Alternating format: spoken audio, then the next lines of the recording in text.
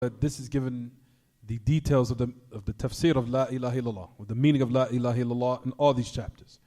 Every single chapter that we have been what? Concluding and finishing and finalizing. You'll find, ya ma'ashal ikhwa, as we talked about and we finish, again, the 13th, then we'll finish. Of course, we've already finished, but I wanted to go back just again. As you notice, it says, مَعْرِفَةُ أَنَّ عَمَلَ الْقَلْبِ هُوَ الْمَقْصُودُ الْأَعْظَمُ حَتَّى عِنْدَ عَبَدَةِ الْأَوْثَانِ. He said, the knowledge that the action of the heart, he says, is the what? Is al-maqsood al-a'zam. That is what is the greatest intent of what is took in consideration. It's to be looked at. He says, even with the worshippers of the idols. Even with the worshippers of the idols. What does he mean by that? Like we said last lesson. He says, مَعْرِفَةَ أَنَّ عَمَلَ الْقَلْبِ هُوَ الْمَقْصُودُ الْأَعْظَمُ. We said that Ahl Ilm had clarified this meaning in regards to what the great Imam mentioned with the 9th matter. If you look at, this is the 13th. And we said if you look to the 9th matter, what does it say?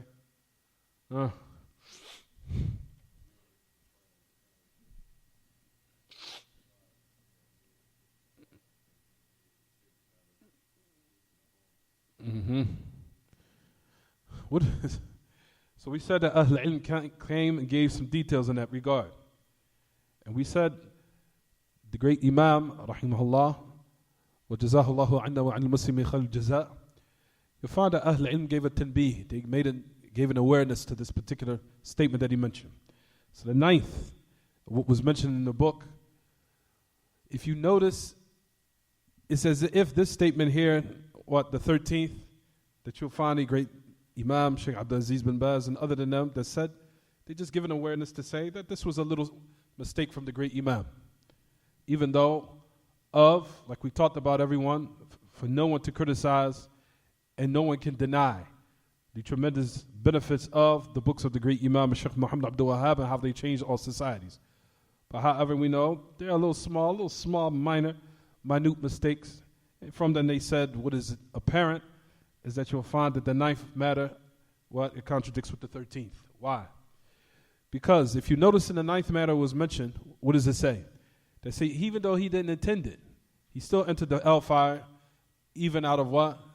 Just trying to save himself. That's what was understood from the statement. Read it again. He didn't intend it. It wasn't in his intention. Wasn't in his intention. But he still entered the hellfire.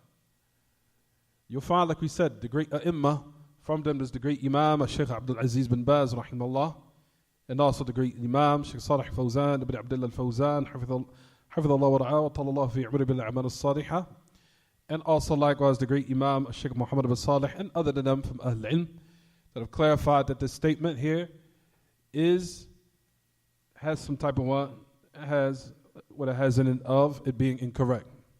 He said rather what is apparent is what is exactly what he mentioned in the 13th.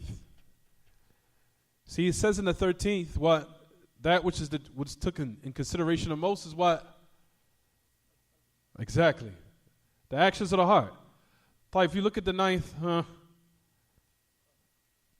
seems like there's something, it's like that one didn't agree with the other.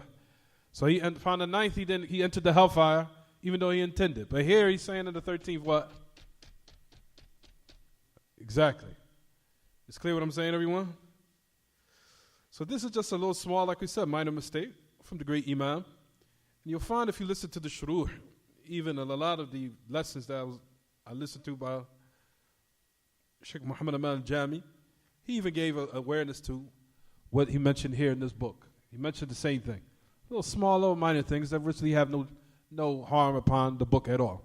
But like we said, every person is a human being, and they are subjected to what? Fallibility, to being incorrect. And they're little small minor mistakes and nothing that's going to harm his da'wah or harm the tremendous benefit that these books possess. But just to sum it up, so no one can fall, and you the people of takfir, or those who are upon the opposite extremes, whether they be from the people of takfir, who said that they try to utilize these statements to say, see, We can take advantage of now so-called calling the Muslim rulers or the leaders kuffar. And it's not really taken into place what the intent. We don't have to look, we don't have to utilize that. We don't have to look at that. Rather now to see this is a clear statement of saying that what he called the takfir. Or you'll find the opposite. You'll find those who criticize the great Imam because all his enemies are on both opposites of the extreme. Either those who are upon takfir or those who try to now go against the books that say what? See, he calls it takfir. But you'll find that the great Imam, like we said, in which Sheikh Muhammad Abdul Wahhab rahimahullah had clarified his aqidah, in which you'll find a book in which I have in my library right now, in which is clarifying the aqidah of Sheikh Muhammad Abdul Wahhab, which he laid down in other books and other treaties that he authored. And this is just like we said, a little small minor mistake that we wanted to arouse to everyone. So do not be from those who try to now criticize him by either being from those people of takfir to try to utilize this statement here by trying to declare the Muslim rulers as unbelievers. We don't have to listen to what the ulama say of now. We have to take in consideration what is the amal al-qalb. See here, we just see he's entered the hellfire based upon the action that he did openly. It was done. Khalas. Or those who try to now criticize or condemn the great Imam by saying what? By saying, see, his book here calls the takfir. See? Exactly. And you'll find these are people from the enemies of the great Imam who try to utilize and take advantage of these little minor mistakes to try to what they call tishwi, in order to what? So-called distort the clear message of Tawheed. So they try to utilize and find these little small mistakes, and we know that everybody's subjected to what? Fallibility. Nobody's a human being, and everybody's a human being, and they fall into these little small minor mistakes that doesn't hurt once the ulama clarify it. And alhamdulillah, like we said, we just gave the clarification. So when we said that what is the 13th is what is what? This is what is correct. However, we said, Ya ma'ash al-ikhwa, what did we say? We said the affair of the amal al-qalb, the actions of the heart, is for Allah to bring good to Allah. That's what we clarified last lesson. Is it clear what I'm saying, everyone? As far as the intent and the nawaya, al-ibad, or the intent of the servants of Allah, that is only for Allah subhanahu wa ta'ala. None of us are obliged to open up the chest of the people or look into their hearts at all. Rather, that is an affair that's only for Allah to bring good to Allah. However, like we know, what manifests to us of actions or statements that are contradictory or they oppose the religion, then no doubt, that is what we're responsible for what? Rectifying. No more, no less. If a person comes, they say a statement of what is in contrast to what the Kitaab At-Sunnah calls to or commands or prohibits, then no doubt we've been commanded to what? Correct it. Whether it's a person who's ignorant, like we said, then we are soft with the individual and gentle and kind, courteous, and we teach him. We nurture him upon what is correct. That's a person who's ignorant. And if a person who's not ignorant, he's doing it upon knowledge, and then we have some more assertiveness, and we have what? In certain cases, it deserves some sternness, because he's doing it upon knowledge, which is a more greater affair. However, in both cases, you notice that still Ahlul Sunnah try to what? Rectify what is being done openly and what manifests to us of the people's what? Statements and actions. That's all we've been obliged to what? Correct. As far as a person coming out and say, you don't know what I intended, then like we said to that individual, that affair is between you and your Lord. As we have not been what? Put to responsibility, put in responsibility to what? Open up the chest of the people. As the nawaya of what the people hold and what they intend, all of it will be put into account on the day of resurrection. No more, no less. As far as what the people manifest to us of those particular actions, or what agrees with the shara' or what goes against it, that's what we've been commanded to what? To rectify. Depending on the situation of the person, if they're ignorant, then we what? Deal with them in a very kind manner, gentle manner, and we nurture them upon what is correct. However, if it's upon ilm, if they do it out of knowledge and they are totally aware of what they're doing, then like we said, some other steps will be taken where we're assertive, or like we said in certain cases, then it needs somewhat sternness. As all of that is in the Kitaab At-Sunnah, all of it. you'll find this place where the Prophet ﷺ was gentle with those who didn't know. And you will find that the Prophet ﷺ was assertive and stern to certain individuals likewise.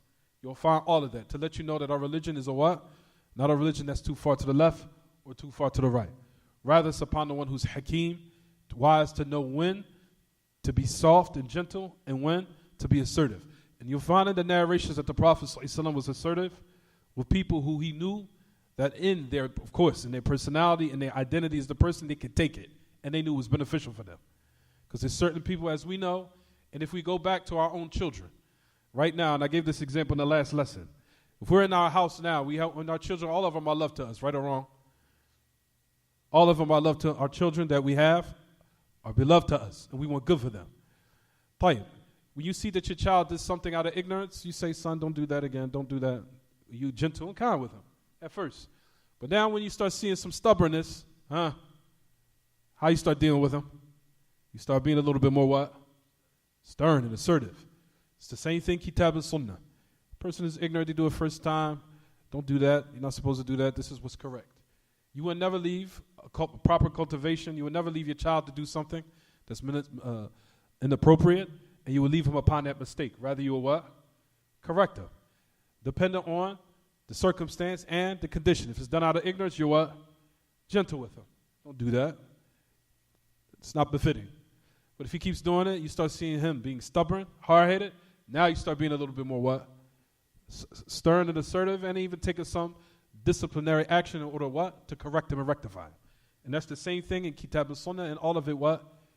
All of it is for rectification for the person and medicine to make them a better person. Likewise with the Prophet ﷺ, similar to that, of what happened with some of the Sahaba. As we know, the Prophet ﷺ was hard upon some of the Sahaba.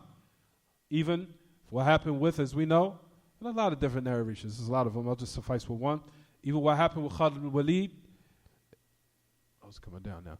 What happened with Khalid bin Walid, of what happened in the story of when he killed that people, what he said, when he didn't understand exactly what they were saying, he didn't understand the language, and as a result of it, he still had what? He had killed them. Prophet ﷺ was very hard with him, very stern with him.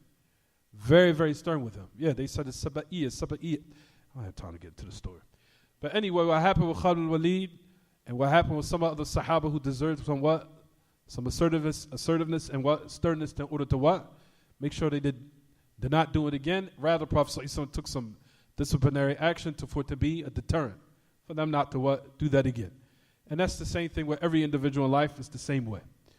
So we say, Ya ma'ish al-ikhwa, what is the point of what the great Imam says? What is intended? No doubt. The maqsood al-a'zam, or what it is, the affair that is took into consideration the most is the intent. No doubt. However, we said that affair is only for what? It was for who, everyone? Who is it for only? For Allah to be with that. The intent of the heart is for Allah. So then here in this particular instance is what?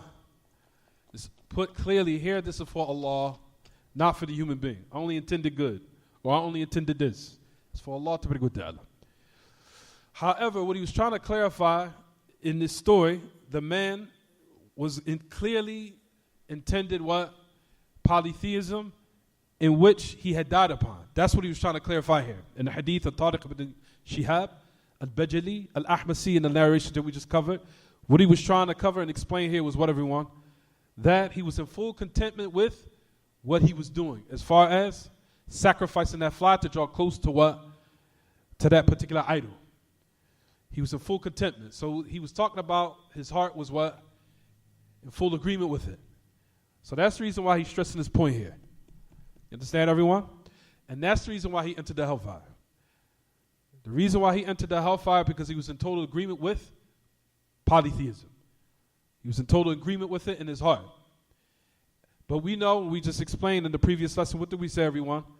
That if a person was in a state where he's forced, then no doubt, if someone put a gun to one's head at first, let's just say, for example,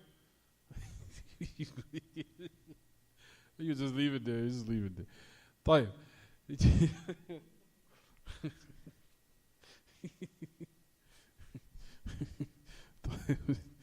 No. So, if a person is in total agreement with that type of kufr, or if a person, If a person put a gun to one's head and said, utter a statement of kufr, say you disbelieve in Islam. We said that in that particular instance, as long as one's heart is at ease with faith and someone is threatening your life, it's permissible to utter a statement of kufr, and he will not leave the fold of Islam due to the fact that he was in a situation where he was what, everyone? He was forced. It's clear, everyone? طيب. So that's what we're saying here about as maqsood al-a'zam. And that's what we were speaking about in the last lesson. So listen to what it even mentioned. It says, oh, we already talked about that. Also, we talked about the difference between al-a'mal al-qulub wa aqwal al-qulub. We also discussed the difference between statements of the heart and actions of the heart. What's the difference? The statements of the heart, what are they? Statements of the heart. Aqwal al-qalb. Aqwal al-qalb or qawl al-qalb is what they call i'tiqadat al-Muslim or i'tiqadat al-abd, meaning the foundation or the fundamental belief of the Muslim, such as al-iman billah wa malaikatihi wa kutubihi wa rusulihi wal yawm al-akhir wal iman bil qadri khayrihi wa sharrihi, as far as to believe in Allah and His angels and His books and His messengers, His prophets, of course, and and also the belief in the day of resurrection and the belief in the divine decree, the good of it and the evil of it. That's called qawlul qalb. That's called the statements of the heart. As we'll talk about that in the other books when we get to al-aqidat al-wasitiyah. Then you have what they call a'mal al-qulub. What is the actions of the heart? What is that, everyone? Such as far as hub, khawf, raja, tawakkul, ila akhirah. As far as love, fear, one put his reliance, reliance in Allah, seeking refuge, all that is called a'mal al-qulub. That's the actions of the heart. And you're going to need that statement when we get inside the when we get to the level of the aqidat al-wasitiyah, when we get into that book, inshallah, again, then that's going to also be reiterated. So that's the difference between what they call a'mal al-qulub and aqwal al-qulub or aqwal al-qalb. And you'll find that some of Ahl-Ilm does mention this, and like I said, its place will come, inshallah. So it's clear here what we're talking about, brothers. As far as the 13th mas'ala, we said what is the main thing is took into consideration is the intent of the heart. But like I said, and I want to re-emphasize this before we move on again to the next chapter, the reason why he was mentioning this is because, like we said, number one, what we just previously said a couple of minutes ago, of as far as the affairs of the heart, in the hadith of Tariq ibn Shihab, al-Bajali al-Ahmasi, that which brought him to the hellfire is because his heart was at ease, in full contentment with disbelief. And we mentioned in this also likewise, for the next benefit, is that even if a person was forced in doing a statement or doing a statement of kufr or saying a statement of kufr, then his heart, if he's at ease with the faith of Allah Ta'ala and he totally rejects that kufr 100%, of course, then in that particular instance, he's still a believer and his faith is still intact. Right or wrong, everyone? If he's forced. That's based upon what he has in his heart, in his chest, based upon the ayah, which is the Surah Al-Nahl, which comes in Surah Al-Nahl, where Allah Ta'ala says, of course we know, He said, "Man kafara min ba'di imanihi illa man ukriha wa qalbuhu mutma'innun bil iman. Wa man sharaha bil kufri sadran." Tell the ayah. Allah Ta'ala says, Surah Al-Nahl, He says, whoever disbelieved after his face, except the one who's what? Except the one who's been forced and his faith in his heart is at ease. Totally at ease with faith. So if a person is forced in a statement or a situation, where he's forced to do something that is against his will and against the religion, then like we said, as long as his heart is intact, and that is exactly what he's mentioning here in this 13th mas'ala, this 13th matter, then he does not disbelieve. And it's permissible for him to what? Utilize that particular method to get himself or save himself out of that situation. Is it clear what I'm saying, everyone? Is it clear what I'm saying? Jayyid. Right, so the next chapter, we said the exception. The exception, of course, is, like we said, that is preferable. In certain situations, that if he was forced that if he was to be killed, and for him to remain steadfast and patient upon some type of harm that might come. The only exception to that is, like we said, what happened to the great Imam Ahmad, rahimahullah, where he knew that a harm would come to the religion, and it would affect the general masses of the Muslims. If that's the case, it's preferable for him to be what? Patient, even if he's killed. That's the exception. But the origin is that if that's not the case, where it's not going to come some damage or harm in the religion, where it's going to affect the general masses of the Muslims, then what? Then he can take the rukhsa, or to take the permission for him to what? To utter that statement to get himself out of that situation. That's after the harm that might be threatening his life, of course. It's clear. It's mutahaqqiq. It's actually clear that he's about to be killed or harmed. It's clear. As far as the person being patient upon a certain situation, for example, the ai of happened to them in the past, whereas they remain steadfast and patient even if they was killed, and the great example of that is from Imam Ahmad and other than Imam Ahmad. Whereas he remained steadfast and firm because he knew something was going to be what? Something that very detrimental and terrible was going to happen to the religion if he took the rukhsa or the permission to utter the statement of bid'ah and disbelief, which is the Quran being created. He knew what was going to come as a result of it. So he went against, as we know, what we just mentioned here, for lack of better words, as they say, he went against the grain.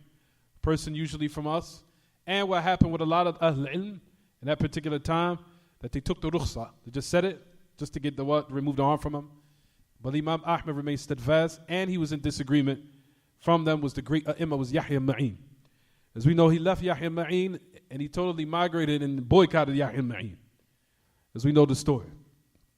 The great Imam, Yahya Ma'in, who's another person of Jabal, who's another mountain of knowledge. And to the point where Imam Ahmad even boycotted his own close personal friend, Yahya Ma'in. And he traveled with Yahya Ma'in.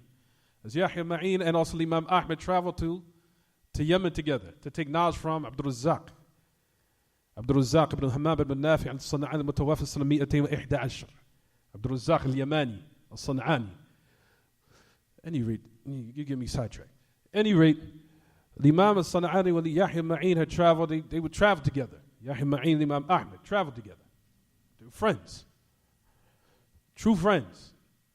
But the only thing what came as a result, Imam Ahmad had boycotted his own friend for Allah to establish the truth. For certain days, as we know the story, right everyone? And we know what happened when Imam Ahmad had what? Turned away when they sent the message, who was Abu Bakr al-Marudi. You guys are sidetracking me. Get back to the lesson. Get back to the lesson. Next chapter. باب ما لا يذبح لله بمكان يذبح فيه لغير الله. The next chapter, which is, it is not slaughter for Allah in a place which is slaughter for other than Allah. That's the new chapter. The new chapter, Ma'ashal Ikhwah, is now connected in direct correlation with what the previous one. You notice that? So the first one is talking about polytheism in the aspect of ibadah, in the aspect of worship. The chapter that preceded it, before, was talking about a type of polytheism that will nullify Islam completely. Right, everyone? The previous chapter, which is the slaughter for other than Allah. That's from the major affairs that will nullify Islam completely. If it's done for what other than Allah. We talked about the story, what happened with Sheikh Muhammad Abdul Wahab and his students, right, everyone? As everyone should already know, or some people, some of the brothers know the story. طيب. You almost get sidetracked again. طيب. So in regards to this now, this new chapter, this particular new chapter is another affair that the great Imam is clarifying, which is what? So it's not only he gave clarification what will nullify one's Islam, and if he was to die upon it, he'll be in the hellfire forever. He's also bringing another affair, another type of clarification. What's this? Of how the shara' of Kitaab At-Sunnah, of course we know, knowing that shirk is the most greatest evil, corruptive, dangerous sin in all cases. There's no shar, there's no evil after shirk. Shirk is at the highest level. Even though you'll find in the ayat that Allah Ta'ala made statements saying upon Allah, upon Him, is worse than shirk. Yes. I'll talk about that later, as Ibn al-Qayyim mentions in I'lam al-Waqi'een. But we know the greatest level, yes, saying upon Allah with no knowledge is greater than shirk. Due to the ayah. I'll say this quickly because you guys want to sidetrack me again. Allah Ta'ala says in His book, and keep in mind that Allah Ta'ala arranged the ayahs, Ibn al-Qayyim mentions in I'lam al-Waqi'een, based upon what's the least of the evil, even though all of them are tremendous. All of them are tremendous. But he goes up the ladder in the ayah. What's the greatest in magnitude, even though all of them are high in its evil. But we know that sins is of different levels.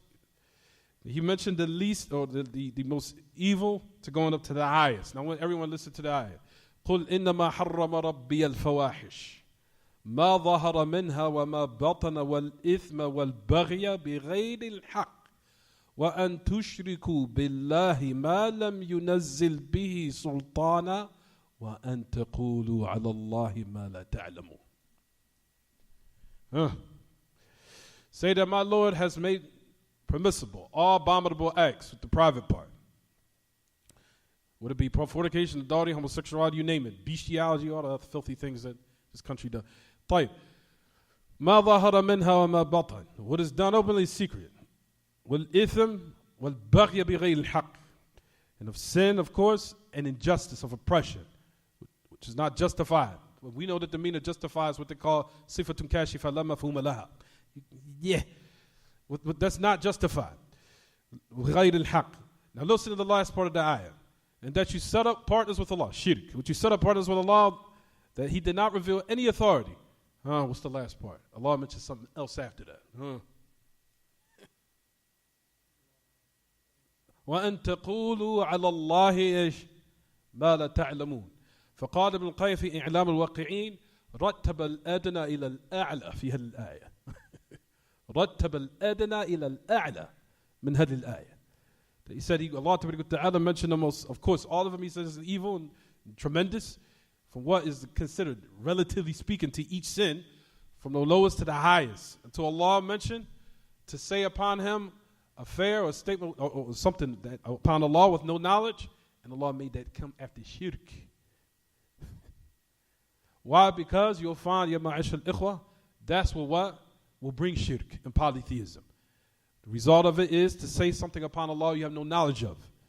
And that will lead to what? Polytheism. And that's the reason why it's considered a mention after the ayah, because that's what made the people fall into polytheism. But to say upon Allah they had no knowledge of. At any rate, shirk is the most uglified, and the most condemned and vilified affair. Polytheism. That's the most worst of all affairs. Not only does the Shara', ya ma'ashal ikhwa, condemn it, but you'll notice in this particular chapter is to give the method of how not only the Kitaab At-Sunnah to let us know how complete the religion is. Not only did Allah prohibit an affair, but Allah subhanahu wa ta'ala of His perfect, infinite, complete knowledge and wisdom also coupled along with it of affairs that will lead you to it, such as in this chapter here. So it says now what? It's not slaughter or sacrifice for Allah in a place that was sacrificed in it for other than Him. So that's clarifying here what? A method of what will make you fall into it. So now Allah Ta'ala shut the door to shirk and what will lead you down the road to it. So they either come what? In this chapter. So that's how they both are what? Connected here. So ya ma'ashal ikhwa, as we see in the ayat, as we know, the great Imam, he says, لا يذبح لله بمكان يذبح فيه لغيره or لغير الله. And you notice he used the ayat which is sort of the Tawbah. Well, Allah Ta'ala says in ayat number 108 is sort of the Tawbah. Which that ayat was tremendous in regards to what happened with the munafiqeen, with the hypocrites, who the story is pertaining to Abu Amir al-Fasiq, they called him. Abu Amir al-Khazraji al-Fasiq. Abu Amir al-Khazraji al-Fasiq. The story is pertaining to him and how he had went to Heraclius and was co-conspiring with Heraclius in order to what? In order to seek his help for enmity against the message of Allah and the companions. And that's what the story is pertaining to. In the ayah where Allah Ta'ala says his book, of course, and he says in Surah At-Tawbah, الذين اتخذوا مسجدا ضرارا وكفرا وتفريقا بين المؤمنين وإرصادا لمن حارب الله ورسوله من قبل. As Allah Ta'ala said in the first part of the ayah, those who take the masjid ضرارا وكفرا وتفريقا بين المؤمنين وإرصادا لمن حارب الله ورسوله من قبل ولا يحلف. Let me start the first part. So Allah Ta'ala talked about the story what happened of the people of Nifaq. So barely the story starts off by talking about Masjid Quba. Masjid Quba, not Masjid al-Nabawiyah. Masjid Quba, in which we know Masjid Quba, the great masjid in which we go to Al-Madinah. It gets aside, get straight to the point. Masjid Quba, as we know what happened with the munafiqeen of Abu Amr al-Khazraji al-Fasiq, where he came to the Prophet ﷺ, and he asked him right before the Messenger of Allah was about to participate, or he was about to indulge in the battle of Tabuk, Ghazwat al-Tabuk. So the Prophet ﷺ, right before he left for the expedition, he was about to what? He was about to indulge. Of course, we know that tremendous battle of Tabuk. Abu Amr al-Khazraji had came to the Prophet ﷺ and said, verily we built a masjid for the weak and the sick in those nights that are cold. He said to him again, O Messenger of Allah, come pray in the masjid for us, this masjid. Abu Amr al-Khazraji al-Fasiq was a hypocrite in which he was planning a plot against the Messenger of Allah to try to kill him. To kill him and also make war with the Sahaba. His plot was to what? To kill him. So Abu Amr al-Fasiq al-Khazraji, that's why they call him Fasiq. Abu Amr al-Fasiq. طيب. So he said to the Messenger of Allah, so he thought he was setting the Messenger of Allah up. Thought he was setting him up. So he went to him and says, pray in the masjid. So he's prayed so he says, okay, when we come back from our expedition for Ghazwat Tabuk. So the Prophet ﷺ was coming back from the expedition, and of course we know the Messenger of Allah was the most fulfilling of those who what? Promised. He made sure he fulfilled all of his promises ﷺ.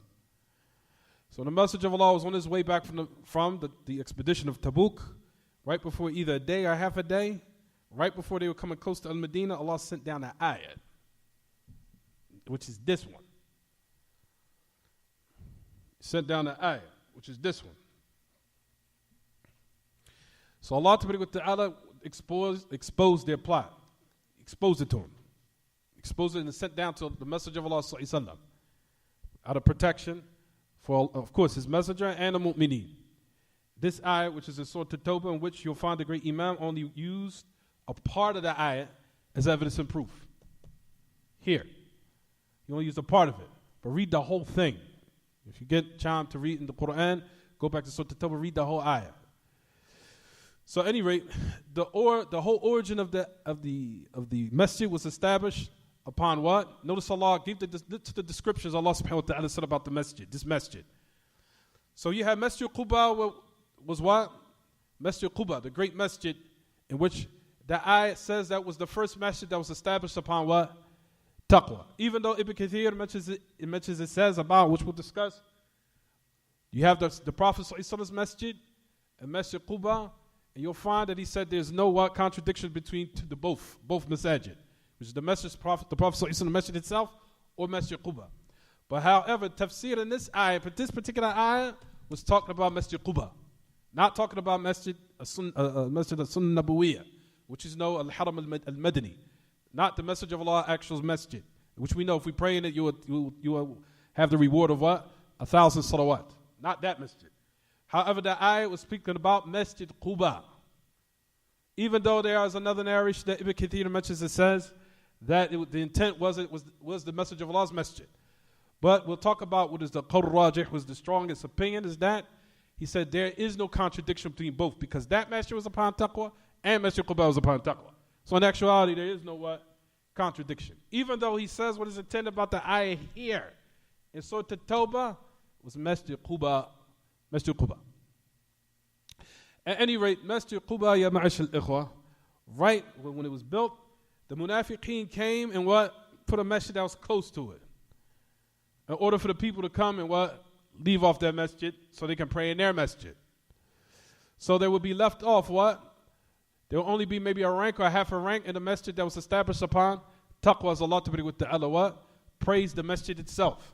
By saying it was the first masjid that was established upon what? Upon fear of Allah and upon was intent to establish the ibad of Allah. So it will only be from the people would be what? Either one rank or half a rank. And the rest of the people will pray in the other masjid of dirar. The masjid dirar.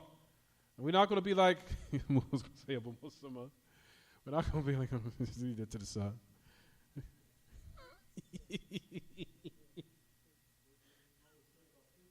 Oh, the masjid dirar, they say this masjid dirar. It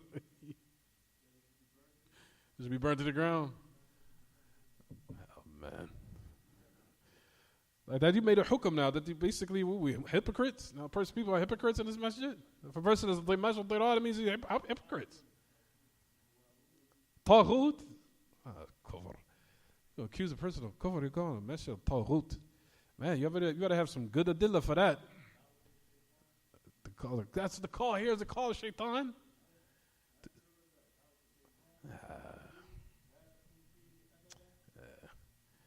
So bad. Alhamdulillah, he's not.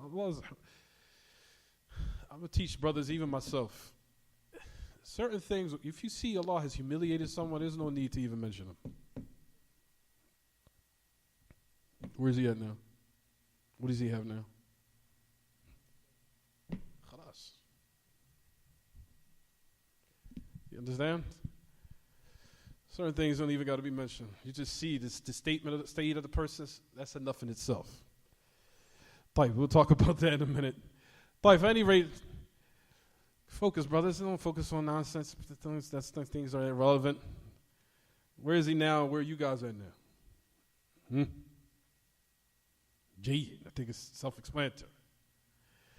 You masjid, alhamdulillah, have a quiet masjid, established masjid, alhamdulillah. Inshallah, the things moving forward. Where is he at? Like I said, certain things you ain't even got to say nothing about nobody. You could tell they've been humiliated. It's like, I ain't got to even talk about you.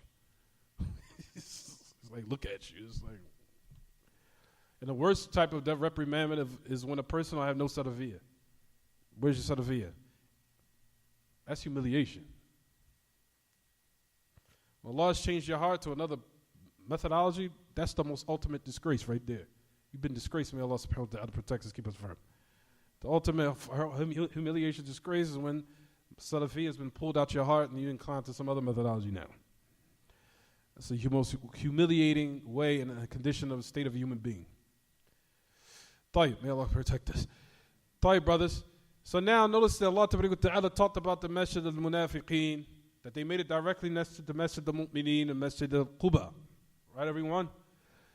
So Allah Ta'ala gave that masjid certain descriptions. He says, وَالَّذِينَ اتَّخَذُوا مَسْجِدْ ضِرَارًا. Allah first called it masjid dirar. Why? It was to cause harm. It was built in order to cause harm to the what? To believers. Based upon what? Because they was only praying it at a time, what? Either a rank or half a rank. So it's to cause, so the whole intention was what? To cause harm. Notice Allah said, وَكُفْرًا. To also likewise propagate disbelief and hypocrisy. وَتَفْرِيقًا بَيْنَ الْمُؤْمِنِينَ. And also what? To divide amongst the believers and amongst the people of Iman. Notice Allah gave another characteristic. وَإِرْصَادًا لِمَنْ حَارَبَ اللَّهُ وَرَسُولَهُ مِنْ قَبْلِ. And also likewise as a base for those who made war with Allah and His Messenger from before. Because we know, like we said, what happened with Abu Amr al-Fasiq, that he had sent the letter to Herakl, and asking him for what? To aid upon enmity with the Messenger of Allah and the companions. He said, okay, I promise you. He said he was going to send him books and everything else. So not only make war with him, they'll also likewise also poison their religion. Send books, will give you everything. However, Herakl gave him a what? A stipulation. You have to set up a base and a foundation for me. So once that's established, we'll come in. And we'll what? We'll aid you. And that's what we said when the Prophet ﷺ was on his way back to Tabuk. Allah subhanahu wa ta'ala forwarded this plot by sending down an ayah, exposing him. An ayah. And it was so humiliating because Allah, the Prophet ﷺ sent someone there to destroy it before he even arrived. Until they would what? Until fear was put in, horror was put in them, because now they knew that the Prophet ﷺ was onto their plot. So he sent, the Prophet ﷺ had sent one of the Sahaba. And one of those Sahaba, his name was, it was Malik ibn Dukhshum, radiyallahu anhu. Malik ibn Dukhshum was sent to what? Destroy the masjid. Malik ibn Dukhshum. He was Akhi Bani Salim. Ibn Ma'da was Ma'an ibn Adi. It was Ma'an ibn, I didn't even keep it aside right now. Anyway, he sent Malik ibn Dukhshum in order to destroy the masjid. Sent them to destroy the masjid. So when he arrived, the Prophet ﷺ had what? Had it commanded that it be what? Burnt down to the ground. In order to what? To preserve the unity and preserve the iman, and also prevent them from what? Spreading disbelief and spreading war and dissension and separation and deviation amongst the what? Amongst the believers.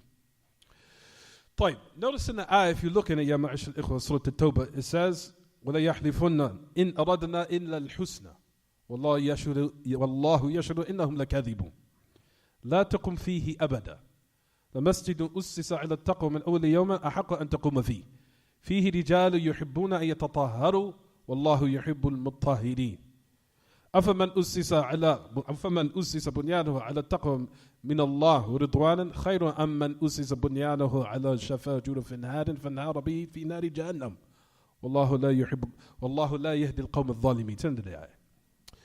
Anyway, notice in the next part of the ayah, which is a Surah At-Tawbah, where it says, well, Allah Ta'ala had talked about that the munafiqeen will come to you swearing. He says, we didn't intend except what? Good. And Allah had also bear witness to their intention. Again, He exposed it. Allah exposed their intention, because Allah is aware of the hearts of the people again. As it says, as we taught them to establish. He says, He bears witness that they're liars. Do not stand in that masjid forever. Ever do not stand in that masjid. In that particular masjid. لا تقم فيه أبدا فالمسجد أسس على التقوى من أول يوم أحق أن تقوم فيه. For the masjid that was established from the taqwa of Allah from the first day is more deserving that you what? Stand and pray in it. Verily in it are men that they love to what? Be purified. And Allah loves those who likes at-tatahhur. طيب. Then the ayah that you'll find in Ma'ashar al-Ikhwa, it says, do not stand in it ever. Meaning that to pray in that particular place and in that masjid. And I want everyone to know how it's connected with the chapter. So don't lose track of that, because that's the point why we mentioned the ayah. It's not pertaining to the story. That's side benefit, of course. But this is to show you how the great Imam, Shaykh Muhammad Abdul Wahab, rahimahullah, had a what? Had a good insight as far as making istinbat, of knowing how to extract an evidence in order to what? Bring a hukum, bring a particular ruling. And he did it based upon this ayah in Surah At-Tawbah. Why? Because it says clearly in the ayah, what everyone? Do not pray in it ever.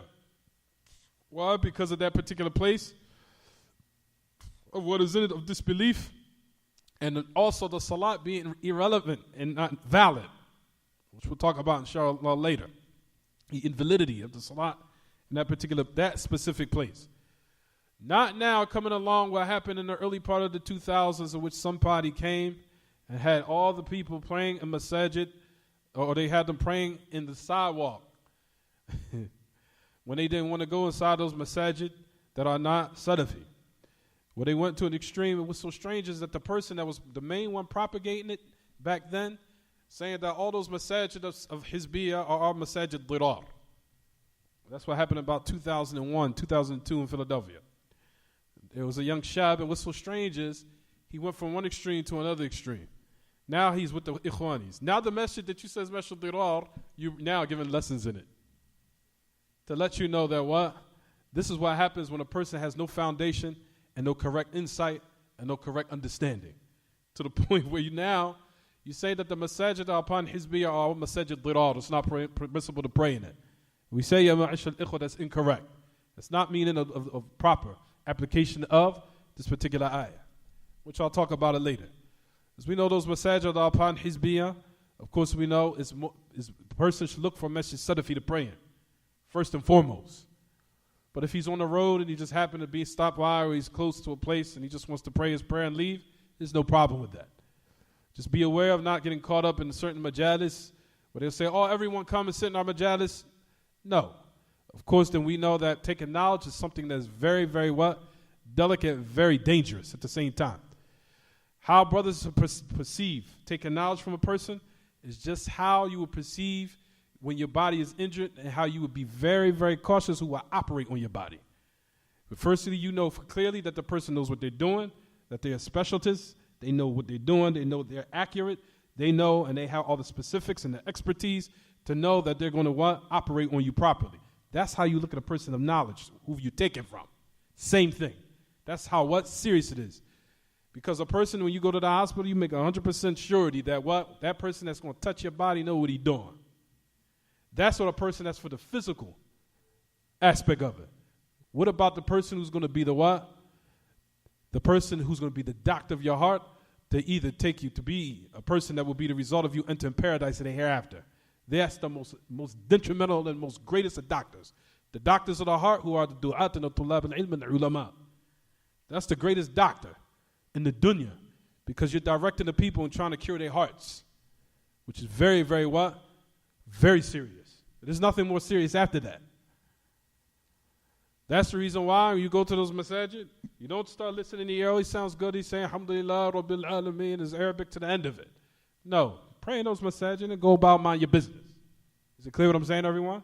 But that's not the meaning of the ayah here, that all the masajid of Hizbiyah now is not permissible to pray in them. So you pray on the sidewalk. If you go, don't go inside those masjid and don't ever stand in it ever. La. And that same person that was calling to that back in 2001, 2002, he's in those masajid giving durus. Contradictive. So we say in this particular ayah, where Allah Ta'ala says, do not stand in it forever. Do not stand in it ever.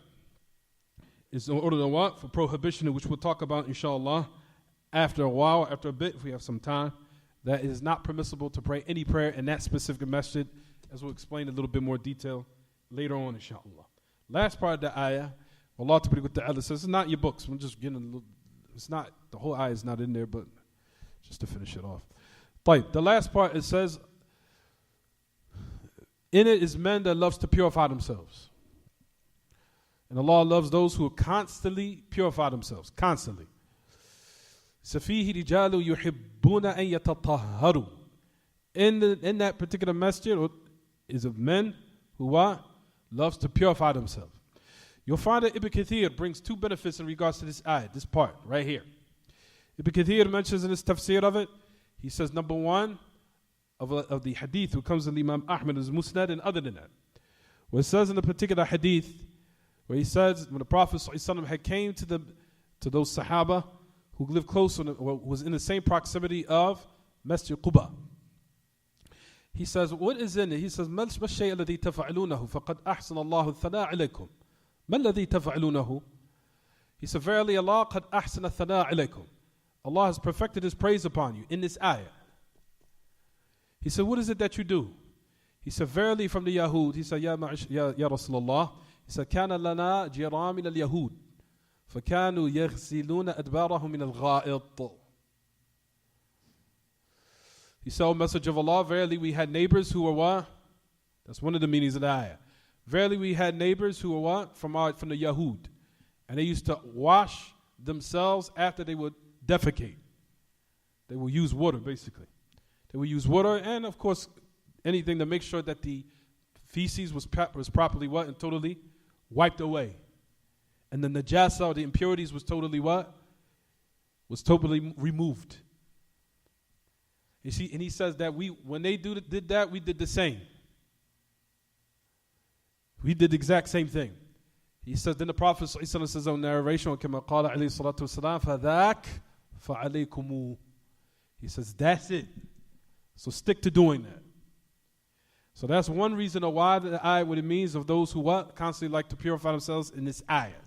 What Ibn Kathir mentioned, basically, to sum it up and keep everything concise, straight to the point, the meaning of the ayah is التخلص من النجاسة الحسية والمعنوية معا. That a person what? Keeps himself clean from impurities that are tangible and are not intangible. What's the ones that are not intangible or not intangible or not tangible? They are the sins. Sins of polytheism. Or, of course, kufr, and also sins. So Allah Ta'ala loves those who keep themselves pure from what? From not only is it in regards to sins, what they call an-najasa al-ma'nawiyya, the intangible type of what? Impurity, such as the impurity of kufr and shirk, and also sins. Because that will render one impure. Because we know in another ayah, Allah Ta'ala says in His book, He says they will come to you in order to what? The munafiqeen. They will swear, and there's another ayah where He says they will swear to you. He says that for the reason why they didn't want to go out to battle, He said, لِتُعْرِضُوا عَنْهُمْ فَأَعْرِضُوا عَنْهُمْ إِنَّهُمْ رِجِسٌ. Allah Ta'ala described them, He said, they're going to want to come to you in order to apologize and make it a bunch of excuses so you could just leave them alone and turn away from them. He says, turn away from them. Verily, they are rijis. They are impure people. Why? Because of the impurity of their what? Of their belief system, which is the most filthiest of all matters. When one's belief system is corrupt and when it's what? Not in accordance to what? Allah Ta'ala sent down, which is Tawheed and Sunnah, to the end of it. So, that is another type of impurity. So you have the impurity that is what? Al-ma'nawiyya. And you have the impurity which is what, everyone? Al-hissiyya. Which is outward, which is tangible, which is of the body. Such as being pure from men, we could say for women from immense, and also likewise from what? From defecation, feces, and also likewise urination. Allah Ta'ala loves that one purifies himself from that, and that he uses water in aiding and removal of all of that. So Allah Ta'ala had mentioned this, and I'll even mention the hadith quickly because some of the brothers probably looking at me like, well, I never heard that in my life. طيب, I'll read it quickly. This is what Ibn Kathir mentions. It's also the hadith of Uwaym ibn Sa'ida al-Ansari. And the hadith is declared as Hasan. It says, فيه رجال يحبون أن يتطهروا رواه الإمام أحمد في المسند وابن خزيمة هما عن عويم ابن ساعدة الأنصاري أن النبي صلى الله عليه وسلم أتاهم في مسجد قباء فقال إن الله قد أحسن عليكم الثناء which said it بالطهور في قصة مسجدكم فما هذا الطهور الذي تطهرون به والله يا رسول الله ما نعلم شيئا إلا أنه كان لنا جيران من اليهود فكانوا يغسلون أدبارهم من الغائط فغسلنا كما غسلوا وفي رواية عن جابر وأنس هو ذاك فعليكموه as we just mentioned. طيب, the same thing I just mentioned. It said, verily Allah has perfected His praise upon you with purification. In the story about your masjid, it's talking about here, in Surah At-Tawbah. He says, so what is this purification that you purify yourselves with it constantly? So Messenger of Allah said, we don't know anything except that we used to have those neighbors from the Yahud, from the Jews, and they used to wipe themselves, they used to wash themselves. Meaning wash of course, the belt or the person, what was the rear side, or the anus, of course, we know it's clear, from those impurities such as what? Feces and defecation. He says, so we wash just as they wash. And it says, one narration upon Jabir and Anas, the Prophet ﷺ said, that's it. The Prophet ﷺ said, that's it. Who are that? He said, stick to it. فَعَلَيْكُمُ. Stick to it. ورواه ابن ماجه وابن حاتم والدار قطي وابن حاكم to the end of it. But anyway, so that's from what? Purification for what, everyone? Najasa al-hissiyya, and it also combines between the najasa al-ma'nawiyya. That a mu'min constantly keeps himself purified from all those different types of impurities. Whether they be impurities of what? Of sins, or they be impurities of what? Of actual tangible matters from feces and defecation and the likes of those matters, is also what's incumbent upon the abd, upon his servant. Is it clear what I'm saying, everyone? I think certain people, even my family, a little bit extreme with it. They use not only just water, they use soap and everything. Every time they use the bathroom. طيب. So in this regard, ya ma'ashar al-ikhwa, this is one of the benefits of the last part of the ayah, which is the Surah At-Tawbah. And I'll read quickly what Ahl Ilm mentions. It says, I just already did.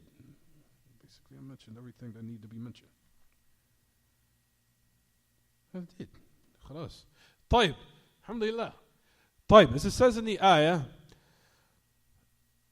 the point of reference of why the great Imam used this ayah. What's the reason why, everyone? Because it says clearly, do not stand in it ever. Now, that's the wajhul munasaba. Connected to why the great Imam put this in the chapter. Why? Gee. So if now I want us to come to those particular places where it was slaughtered in it for other than Allah, or there was a celebration from the different celebration of Jahiliyyah, or there was idol worship in there of a different type or a specific idol, then it is not permissible to take that particular place as a place of worship, of the fear that the people who are watching, or the people who, out of the fear that the people who have performed that particular idol worship, it will be in a resemblance to that, where someone would think there's something consecrated of a particular sacred affair about that place, where they would think that what? They would think that that's a place of worship where there's something very distinguished about it, where if even the Muslim was to pray in it, it will what? Cause some type of confusion and resemblance with the mushrikeen. And that's the wajhul munasaba. Now I'll read it quickly, which was mentioned, and I'll just say it quick. He said, وَكَذَا لَوْ أَرَادَ إِنسَانٌ أَن يُذْبَحَ فِي مَكَانٍ يُذْبَحُ فِيهِ لِغَيْرِ اللَّهِ كَانَ حَرَامًا لأنه يشبه الصلاة في مسجد الضرار وقريب من ذلك النهي عن الصلاة عند طلوع الشمس سمرة وعند غروبها لأنهما وقتان يسجد فيهما الكفار للشمس فهذا باعتبار الزمن والوقت والحديث الذي ذكره المؤلف باعتبار المكان. So it says in this particular why he mentioned this ayah. It's a direct connection with the chapter. Why, everyone? He says because when masjid-arrazzaaq, of course, was taken as disbelief and dissension and also separation, division amongst the believers, as we know, Allah and His Messenger had what? Prohibited that one praying Him. Let's just skip down what you just mentioned. For this masjid that was taken, likewise for salah, was a place of disobedience, in which is not permissible to what? Praying it. Likewise, this is the point where everyone don't put your books down, don't start chilling. Listen to this last part. He says, likewise, if a person wanted to what? Sacrifice in that particular place for other than, that was the sacrifice or that was performed in it, sacrifice for other than Allah. Why? Because it if a person prays in the salah in that, it's similar to the story where what? Where the salah in masjid-arrazzaaq was performed. So that's the reason why a person is not supposed to pray in those particular spots or those particular venues or those places where it was established in its shirk or polytheism, where they were worshiping an idol, and which is similar to that, is you'll find at other places in the Shara' where the Prophet ﷺ had prohibited at certain times the prayer not be performed out of what? Same thing. Which is what? Resemblance of the mushrikeen. Which is of the time, a little small time of what comes up when the sun is coming up, which is the time of the idol worshippers. And likewise, we know the time that comes after Asr. Those particular times have been prohibited for what? Worship out of what? What's the reason? Resemblance of the time when they do their worship, not for us to do at the same time our time of worship. So it will not be no type of resemblance. So in this particular hadith, it's pertaining to resemblance in a place. In the hadith of the time, that's a resemblance of the mushrikeen, but praying in their particular ibadah, performing their ibadah in the time. And the Muslim has been prohibited for both of those affairs. Not to resemble them in the place where they worship, and not to resemble them at the time when they what? Do they worship. Is it clear what I'm saying so far? You guys should not be sitting there watching me. You should be writing.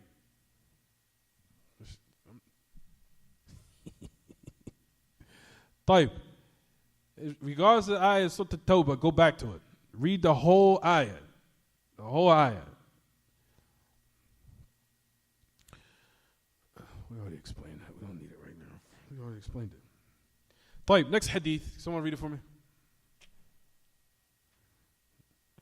So let me ask before we go on next hadith. What's the reason why this ayah was put in the chapter? Everything else was side benefit. What was the reason why this ayat was put in the chapter? Jamar? Matter of fact, Evie, you was with me? Evie, he'll be turned to the corner, he'll still understand. What's the reason why the ayat was put in the chapter?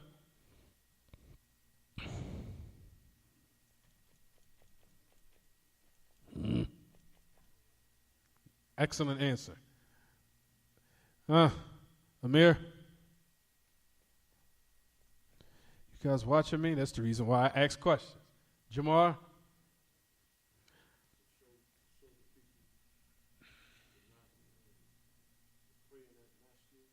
Mm-hmm.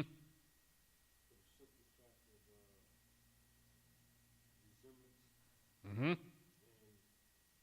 Resemblance of who? Jacob. So what we've been prohibited from? What have we been prohibited from doing? Based upon the connection of the ayah in regards to the title of the chapter. Put it all together. For other than Allah. Uh-huh.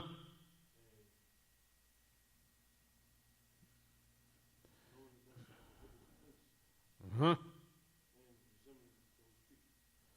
Resemble the people. What did they used to do?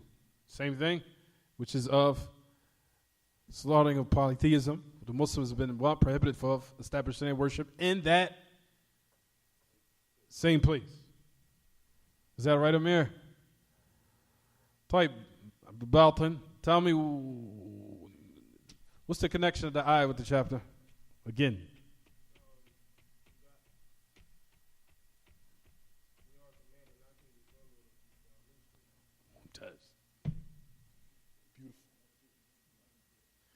Keep going if you want to add a little bit more, but you already got over the hump. You got no more to say. طيب. Ali. Sheikh Ali, huh? I'll move on until I make sure everybody understood. Then we move on. Always make sure. تفضل.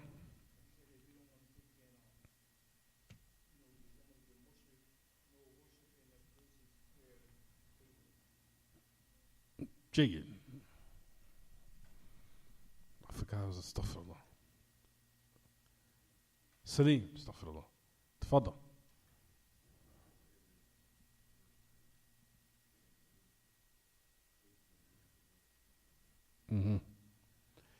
طيب, I'm going to give an answer.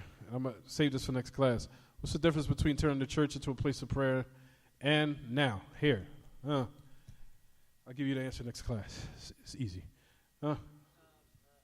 Person now is at a church worshiping the cross, because we know the Christians are cross worshipers. Then they switched it, and they came and made it a masjid. Permissible? Permissible. But I'll tell you the difference. I'll tell you the difference between that and that, so you guys won't get confused next lesson. You understand? A person will come and say that the church is a place where basically it's idol worship. The Christians are basically cross worshipers. That's all they are. They're basically kufar, mushrikeen. They are. They're cross worshipers. Right? They deitize, and their main fundamental. What's the main fundamental of Christians now these days? Jesus died. Jesus, the Son of Mary, died on the cross for the atonement of sins of mankind. That is the foundation of their religion. Right or wrong? So they're cross worshipers. They worship the cross. They carry it on, they wear it on their necks. They wear the symbol in which Jesus, the Son of Mary, never even died upon in the first place. Somebody else died in his place, and Allah put the resemblance on him. So in actuality, Jesus never even died on the cross. It was somebody else put in his place with his resemblance. But however, we know that Isa ibn Maryam did not die on the cross. Rather, he did not die at all. Isa ibn Maryam didn't even die at all. He's in the heavens right now. Allah raised him up before it. However, what about the church where it was established in it, this type of ibadah? This type of ibadah. And the Muslims came along and changed it to now what? A place of worship, masjids. Permissible or not? Is that a relevant question? I'll give you the answer next class. And if you guys can find it, then alhamdulillah, you guys found it. But it is permissible to do this. Yes, it is. And I'll talk to you about the difference about it. Yeah, a person come to church, donate to church, class, switch it, make it a masjid. But I'll talk about now, which we'll discuss the difference. And also what's going to come in the next hadith, which gives it a little bit more details, as we'll discuss, inshallah. But at any rate, the general hukam of what we're saying today, that everyone understand. You, Shaq, tell me what you understood. Man, what more can I ask for? Don't worship idols. That's fine. Also, we'll get inside, maybe if we have some time, the history of Christianity also. Man, if you will notice how changed and warped and altered that religion is, I don't see how anybody could just, it just don't make no sense to me. But it's true. The whole religion of Jesus, the Son of Mary, was changed by Paul. Paul changed it. And he put polytheism in it too. He incorporated polytheism and idolatry inside of Christianity in order to make it appealing to the Romans. And he used to slaughter the people, the pure Jesus, absolutely. He slaughtered those who were upon the pure teachings of Jesus, the Son of Mary, which was to unify Allah in his worship. Paul commanded that they be slaughtered, to be put to death. And he came into the religion, corrupted it, and wanted to make it appealing to the Romans. So he put polytheism inside of it, so they can accept the message, to let you know that it was what? It was changed and altered. You look to the history, it made clear as day, man. It's clear. Good grief, it's clear. A'udhu billah. I don't even want to say that on the mic. Somebody might, sheesh.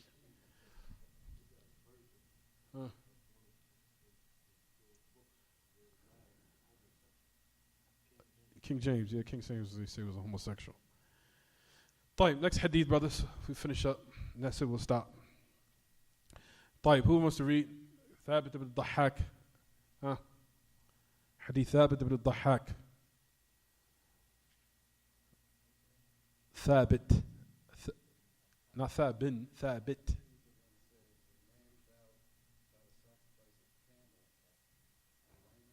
Buana. Buana, no, Buana. Listen to these details the Prophet ﷺ gave. Listen.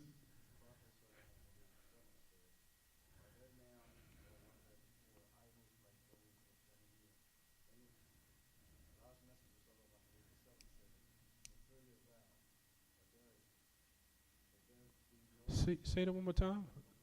Go back again. There's something was cut. Oh.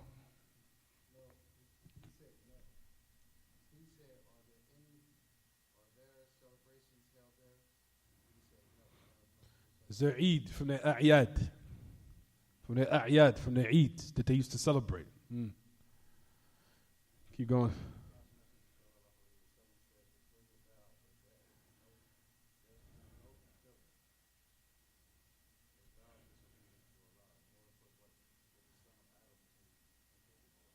Incapable of? That's how they translate it? That's strange. It should be translated what Ibn I believe you. I mean, you go show me. I believe you. It should be translated as what Ibn Adam does not own. He does not own. What do you not have it in his under his what? His ownership. That's how it should be translated. But it's not in his ownership. It says في ما لا يملك ابن آدم. في ما لا يملك ابن آدم. يملك. Under his ownership, his possession. I say, what he cannot do, that's incorrect. This time? Complexity? To make it easy for people in his possession, what he doesn't own. Tafadhal, man, you call it there.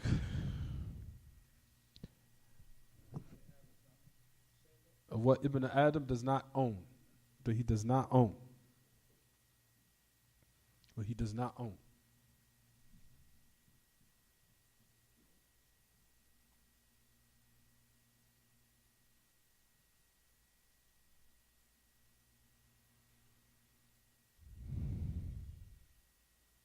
Well, we have a new cat. No, I'm talking about outside.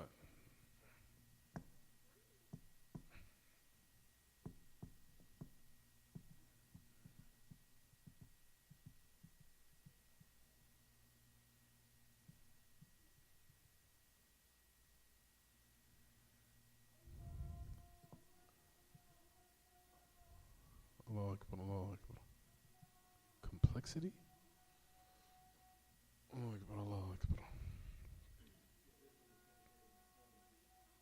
That's the best one as far as I know how to translate. Allah, Ashhadu la ilaha illallah.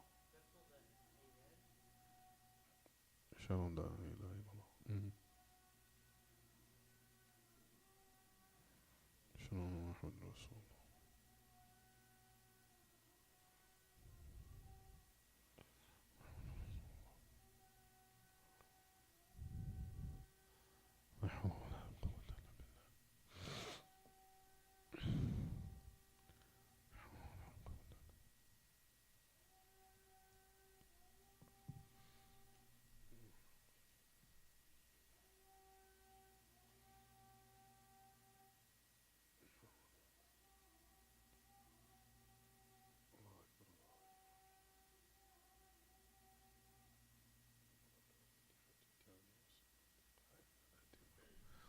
سيد الفضيلة وبعث مقام محمود ذي وحده. طيب يا معشر الإخوة, we'll stop, we'll read a little bit of 5 minutes and we'll stop. طيب, ثابت بن الضحاك رضي الله عنه says, نظر رجل أن ينحر ببوانة فسأل النبي صلى الله عليه وسلم فقال هل كان فيها وثن من أوثان الجاهلية تعبد؟ قال لا. قال هل كان فيها عيد من أعيادهم؟ قال لا. قال أوفي بنذرك فإنه لا نظر في معصية الله ولا في ما لا يملك ابن آدم. What is not in the possession of Ibn Adam. We'll talk about the meaning of the hadith. You can't make a vow, fulfill a vow for something you do not own. Oh Allah, if you give me 10 kids, or oh Allah, if you provide me a child, then I'll sell Amir's car. Why? You can't make a vow like that because you don't own it. Yeah, we did. It's going to come again, inshallah. Is it clear what I'm saying, everyone? You say, well, you know, if you make me rich, then I'm going to sell Amir's shoes. Now, I'm going to sell, it's upon me for you to sell Amir's glasses on his face. Is it? He ain't even paying attention. I'm talking about him. He ain't even paying attention. Is that permissible? Oh Allah, if you give me a child for you upon me, it's to sell Amir's glasses. Giving us away your sadaqah. You don't own them. That's why the Prophet ﷺ made it clear what? There's no fulfillment of an oath, fulfillment of a vow of what? Of a disobedience. Oh Allah, if you forgive me a child, it is upon me for you to drink 10 bottles of alcohol. Permissible? Why? It's in the disobedience of Allah. You understand, everyone? طيب. So that's the reason why we said it's clear in the hadith. That's why I'm making it clear for the translation. Okay, everyone? طيب. First thing first, it's going to be a whole chapter that's going to come in nadhr. Nadhr. What is a nadhr? Not nadhr with a dha, with a dal. Nadhr. Nadhr. Nadhr, as we talked about last class, nadhr is an ibadah which we'll discuss. It's an ibadah, ibadatun mustaqillatun fadha. It is a worship that stands out alone. I've talked to the brothers about this before. Nadhr. The also of every ibadah of Allah subhanahu wa ta'ala is it is loved to Allah subhanahu wa ta'ala. Allah loves that worship. طيب. Why does Ahl Ilm? From this, I used to hear this from the great Imam, Sheikh Muhammad Aman al-Jami, in his lessons that are recorded. So nobody can say that I heard it said in the Durus.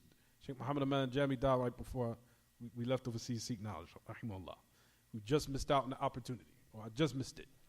But at any rate, the great Imam, Sheikh Muhammad Aman al-Jami, if you listen to his lessons about the meaning of nadhr, I used to say it Allah, in his definition of nadar, he used to call it ibadatun mustaqillatun fadda.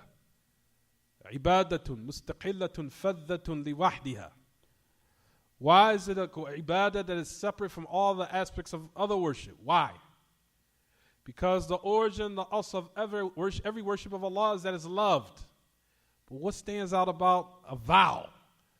Because in the origin of, you'll find that this particular worship specifically is that it's haram, and at the least level it is disliked for one not to do it. Other than that, you'll find that all the other aspects of worship is what? Loved by Allah, and that one has been commanded that he actually purifies his worship in those particular aspects of worship. This worship, however, stands out alone by itself. Why? Because it's something, of course, because in its origin, you'll find some Ahl Ilm that will say, when I'm going to bring the aqwal, a lot of people probably like, wow, I never knew that. I'm going to bring the aqwal, I'm going to bring what Shaykh al-Islam mentions.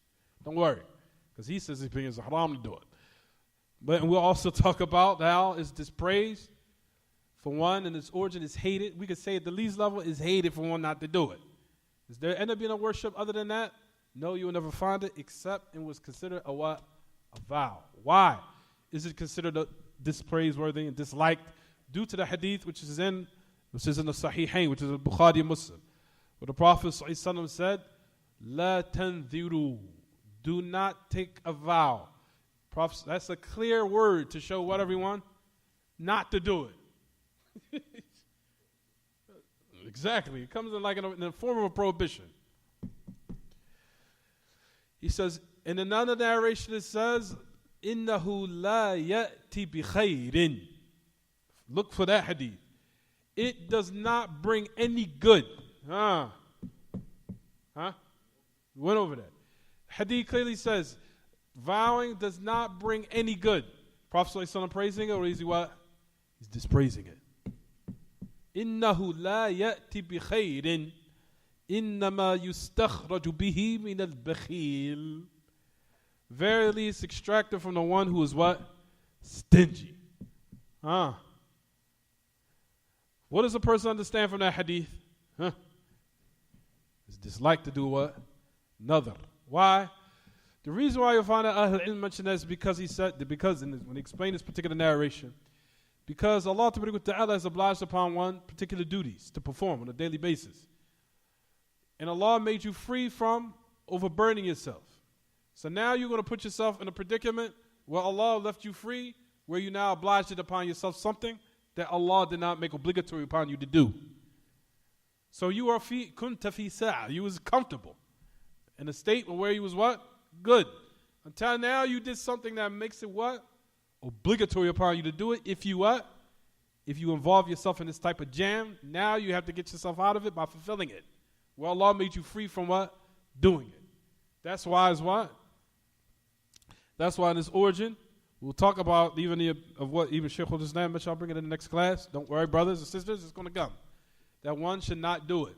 However, if you put yourself in taking a vow now, then it's obligatory upon you certain affairs. Number one is, of course, we'll talk about inshallah, if you do it and it's properly done where it's not disobedience of Allah, or if it's not something that is something you do own, then you have to fulfill it.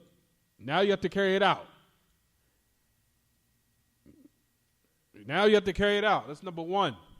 Number two, it has to now also be for Allah, because it's still an aspect of worship. And if you do it for other than Allah, it's considered polytheism. You see it? You understand, everyone? We've all talked about this before. وَمَا نَذَرْتُم مِّن نَذْرٍ وَمَا تَصَدَّقُوا مِن صَدَقَةٍ وَمَا ذَنَّرْتُم مِّن نَذْرٍ فَإِنَّ اللَّهَ يَعْلَمُ. I'll get into that. But at any rate, this is the origin of a vow. Is supposed to be for Allah, but its origin, it is what? That one should not do it. But once you do it now, you have what? You have to fulfill it. If it's not, with those conditions that's mentioned in the hadith here. What's the example of a vow, everyone? And this shows clearly what the hadith Prophet ﷺ mentioned, said in the hadith here that I just mentioned, where it said what? Verily it's extracted from the one who is stingy. What does it mean? Meaning that the person is making a condition with Allah. As if, oh Allah, you do this for me, I'll do this for you. Which in that aspect, it's as if your worship of Allah is conditional based upon what Allah gives you. Where your obedience of Allah is supposed to be what? Unconditional. Where you're seeking His face, and you're seeking His pleasure, and you're seeking His reward and His paradise and His gardens, and you're hoping for His mercy and fearing His what? His wrath. So it does not be conditional. Oh Allah, if you give me a child, I'll do this for you. For example, He says, In shafayta maridi fa'alayya lillah an asum 10 ayyam mutatabi'a. For example, oh Allah, if you cure my sick, then it's upon me for you that I'll fast 10 days consecutively. That's called a vow. If you cure my sick, meaning my mother, or you in shafayta ummi, or shafayta abi, or ikhwani, فعلي لك أن أبيع 10 سيارات. It's upon me for you, if you cure my mother, my father, or whoever, then it's upon me for you to give 10 cars away in sadaqah. For example. You understand, everyone? That in its origin is called a what? A vow. If one does it, if you put yourself in it, then now it's upon you to what? To carry it out and fulfill it. In the exact manner how you said it, which comes in the hadith, where he said that I vow, O Messenger of Allah, and slaughter a group of what? It says here, Ibn. Not only was there Ibn that will come in the narration, there's another narration that says that we'll talk about, inshallah, that it was a group of camels. It was a group. It wasn't just one. It was a group of camels, which we'll talk about. It was a number of them. So the Messenger of Allah sallallahu alaihi wasallam had said certain conditions. Now that he's made that oath, or excuse me, I keep saying oath. Now that he took that vow, some resemblance, we'll talk about that later. Prophet sallallahu alaihi wasallam asked him 2 questions. Was a idol from the idols of Jahiliyyah that was worshiping it? He said no. Was it in it the celebration of their celebrations? He said no. He said fulfill your oath to the end of the hadith as the Prophet sallallahu alaihi wasallam mentioned. We'll stop here inshallah to pray. Is there any questions about the lesson? Ya ma'ashal ikhwah? As far as what?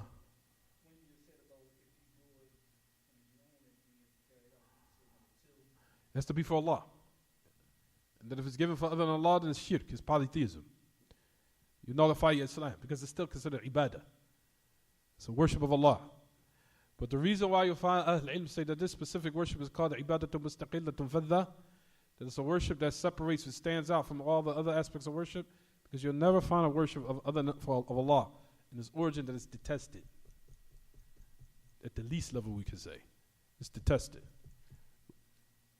Is there any other ibadah you can think of?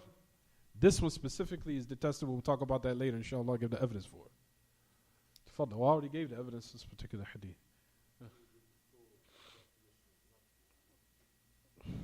It's going to come, inshallah.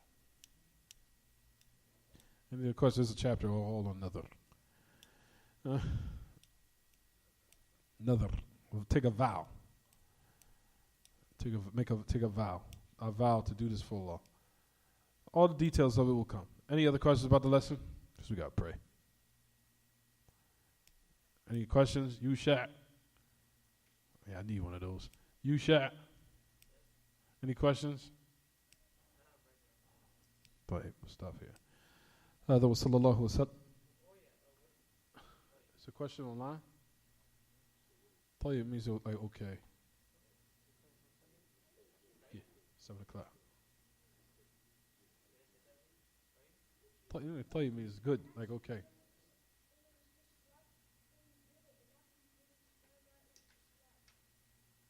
Mean another? Yeah, I mean they did what was wajib. Because once you do it, it's obligatory. Then you'll be rewarded. You'll be rewarded because you fulfilled the vow. Because you did what's wajib. We'll get inside the details. There's an ibtidat to it and there's a nihaya. If you fulfill it, you'll be rewarded. But the origin of it, you should not do it. That's due to the ayahs. Allah subhanahu wa ta'ala says, يُوفُونَ بِالنَّذْرِ وَيَخَافُونَ يَوْمَ كَانَ الشَّرُّ مُسْتَطِيرًا. He said they fulfill their vows. That's from the sifat al-mu'mineen. You shouldn't do it at all. You shouldn't make the vow in the first place. But Exactly. But if you do it, now you have to fulfill it. And if you fulfill it, you'll be rewarded. But yeah, you'll be rewarded for it, no doubt. Because it's ibadah. Still ibadah. Of course, the conditions we just mentioned in the hadith, some from those conditions. But you fulfill it, you'll be rewarded. You'll be rewarded for it, absolutely. But the difference between this worship is that don't put yourself in a jam that you didn't have to do. That's basically the Prophet ﷺ is saying to you. Don't put yourself in a jam Allah didn't make obligatory upon you. Don't do it to yourself. But once you do it, now you got to fulfill it. Now it's obligatory for you to do it. And of course, we know if you fulfill that aspect of worship, you'll be rewarded.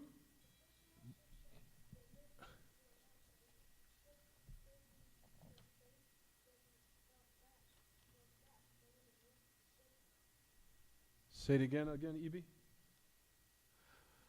The clear also the proof that you'll be rewarded is the Prophet ﷺ still commanded the man here to what? Fulfill his oath. He says, inhar bi nadrik, fulfill your vow. So the Prophet ﷺ said, now that you made that vow, now fulfill it, do it. And like you said, that ibadah, you will be rewarded for it, because it's still ibadah at the end of the day. What was the question? I didn't understand, EB. They have to give it a little bit more clarity. I didn't understand it.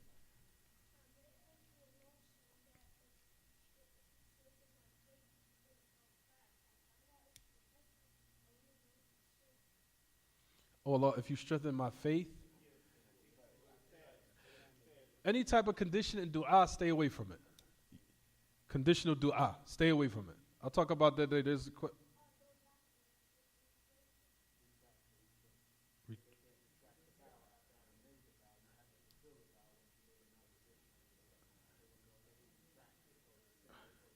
no. I never heard of no narration that you had to retract it. Retract the dua from Allah that you made or a vow you made to Allah. I never heard about that, of a retraction. Just now, from now on, you make tawbah. Don't do it again.